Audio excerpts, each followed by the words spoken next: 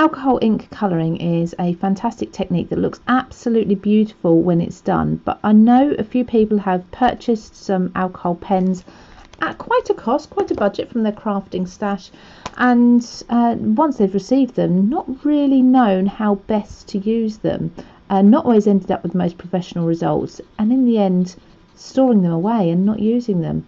You definitely want to get them out and have a play again, and hopefully this video with the tips for what you may be doing right and wrong will help you to get those professional results that you hoped for in the beginning.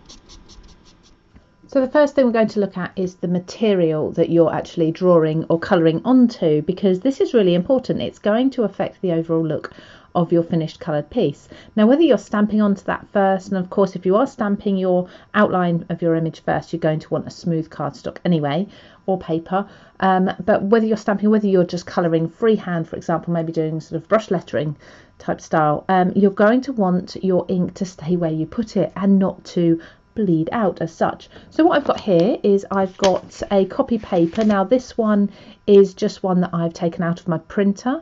It's very inexpensive, it's very thin, and also because of that the fibres are not very tightly woven together. It's just how it's made. This is a specific marker paper, so for markers, for colouring, for applying a lot of ink and a lot of moisture to the paper.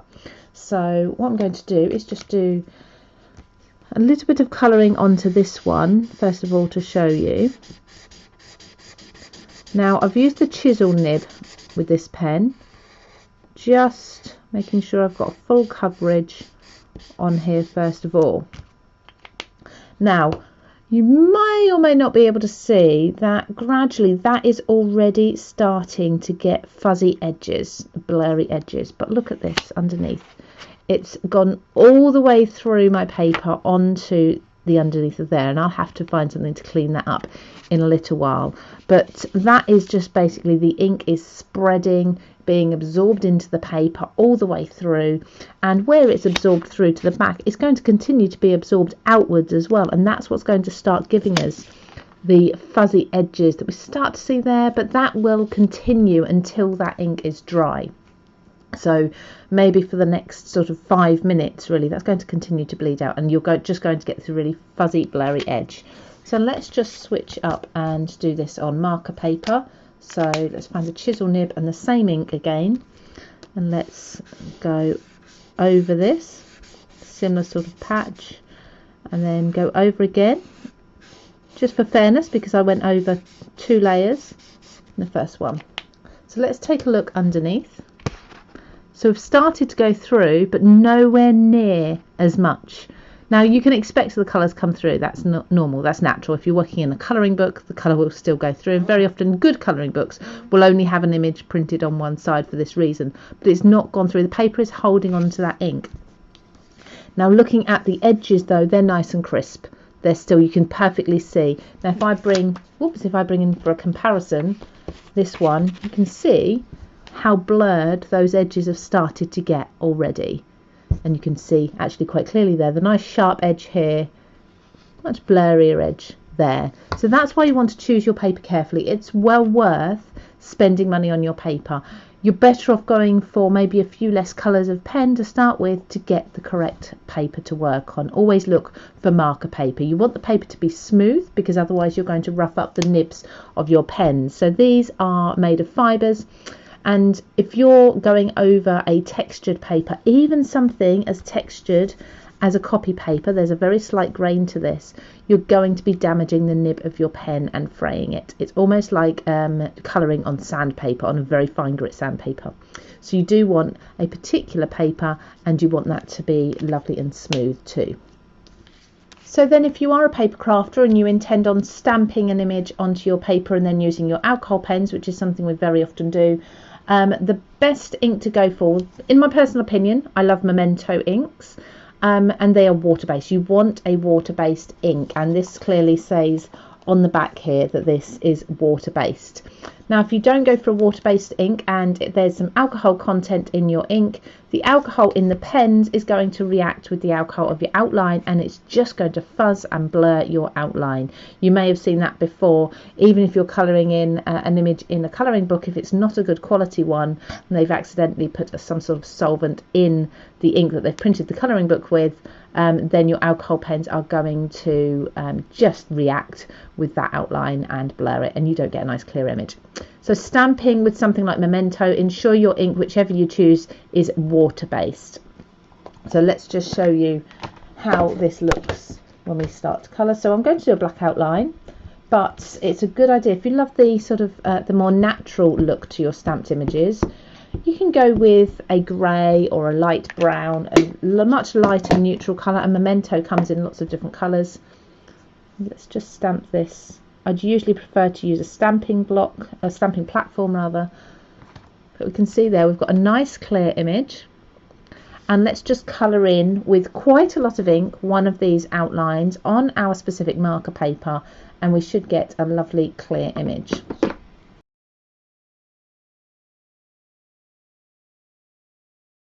There, so I've just coloured that petal in. I've loaded up with lots and lots of ink there from my pens without letting any of the layers dry in between, which is a tip I will come to in a little while, and that has kept that outline lovely and clear and sharp.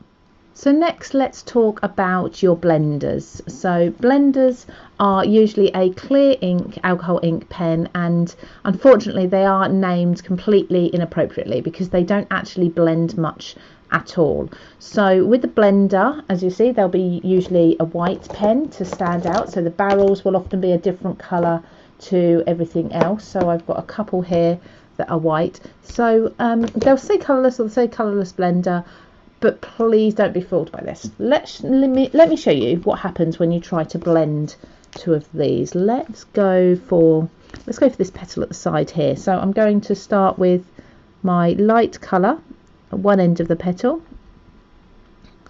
and I'll just colour in this petal quite roughly. I may go over the edges a little bit, but that's not an issue. Okay, so but I'm going to go over all of this petal here.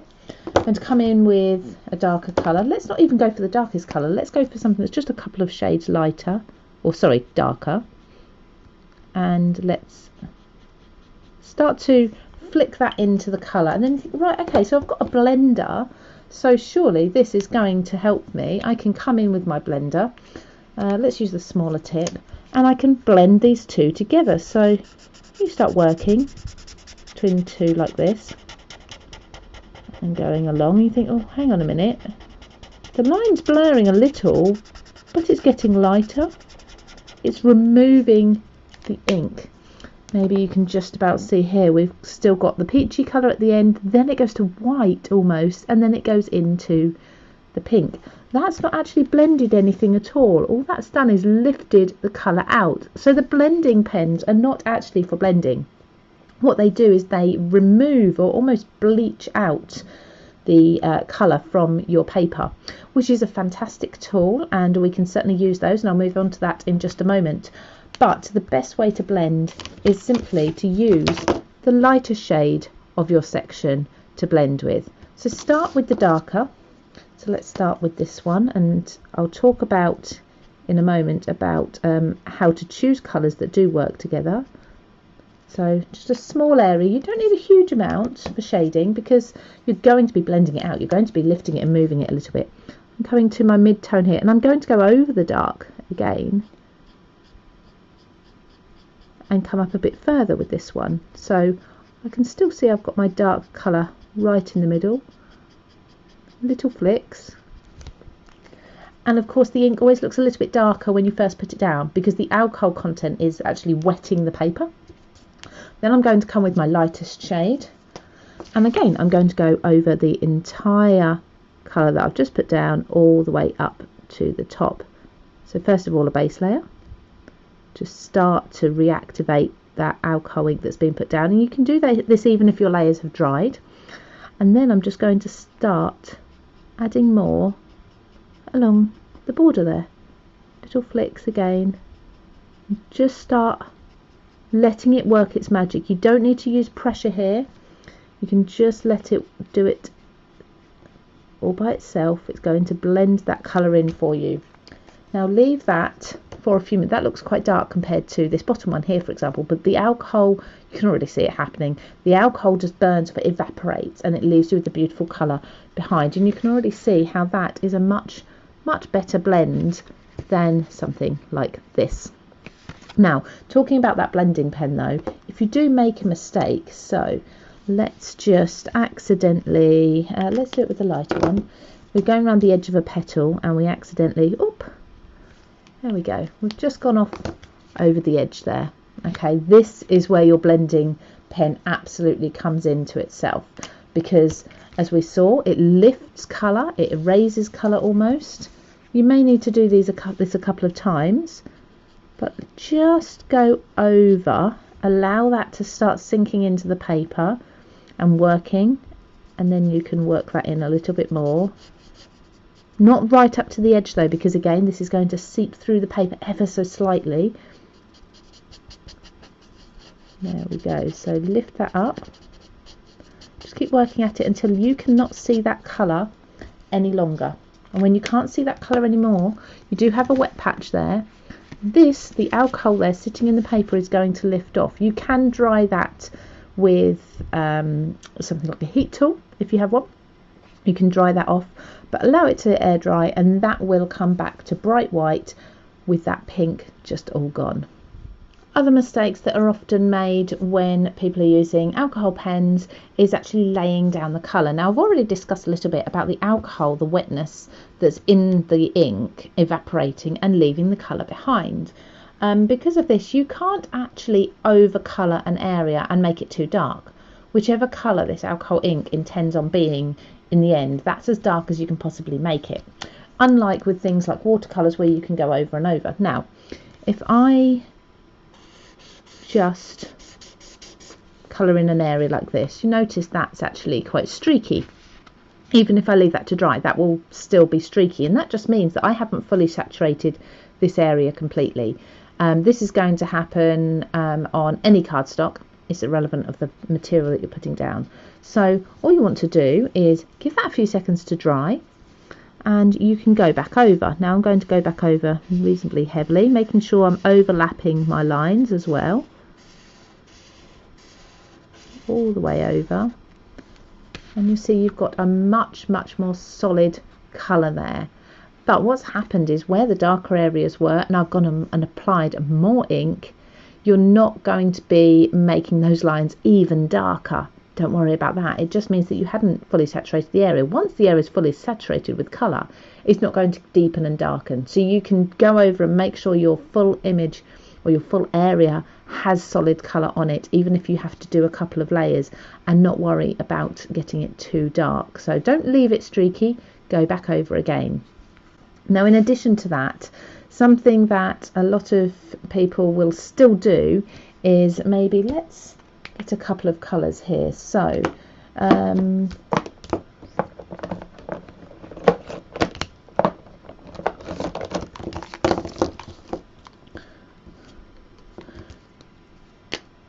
let's start layering some colours in the way I've showed you. You can start with your dark and then layer up, is fine, but I'm going to just show you this for example's sake. So I'm going to put down a base layer. This is CR1, and again I'll explain to you about these in a moment. So making sure there's no streaks, a nice solid layer of colour, and then I think, right, I want some shading, so I'm going to go in with some dark along this edge here, bring that in darker.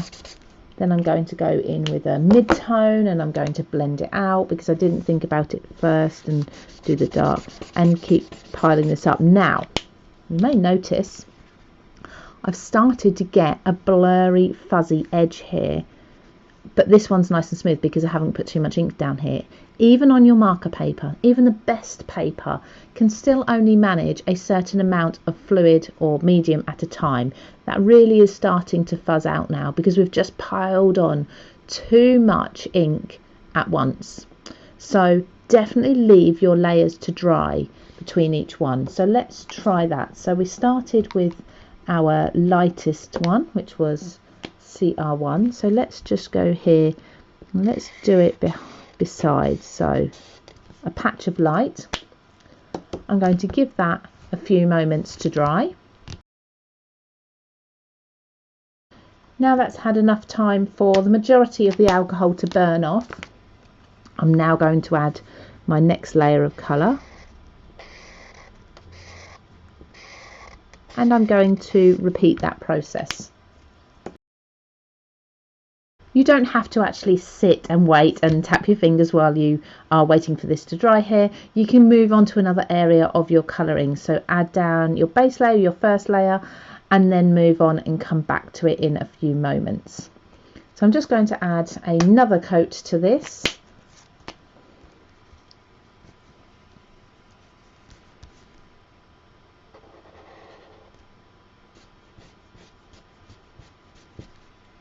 You can see I put quite a bit down there, and the fuzzing is much less there. If you've got a nice black outline, that's completely going to be concealed by that. Of course, I've only left that so that's sort of half dry between layers for the sake of the video.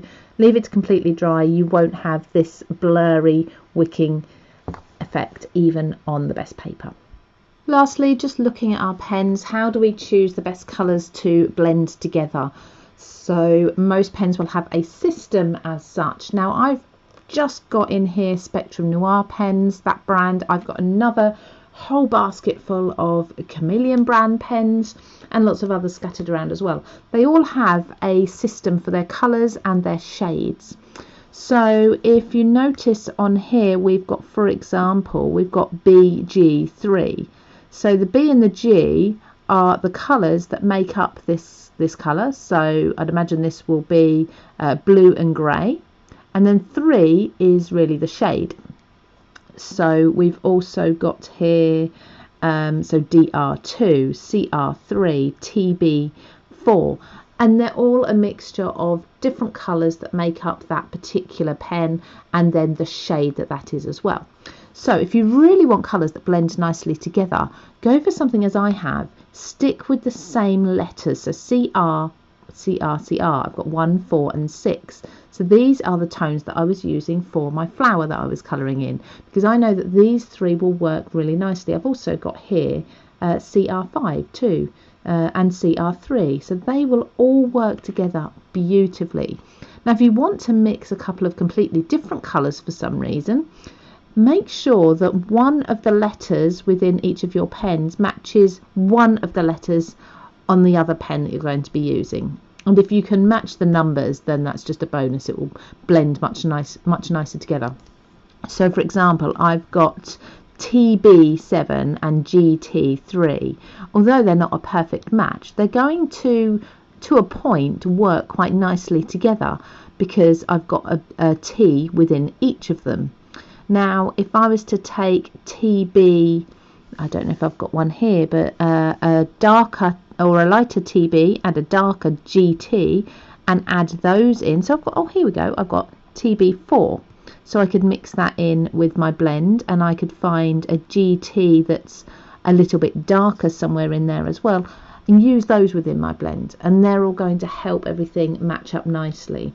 So have a look and work out your system. Each brand will come with their own system, and they will explain that on their website or on your packet of pens. But it's well worth getting to know it, so you really understand how the blending pens work together to help you get the best results.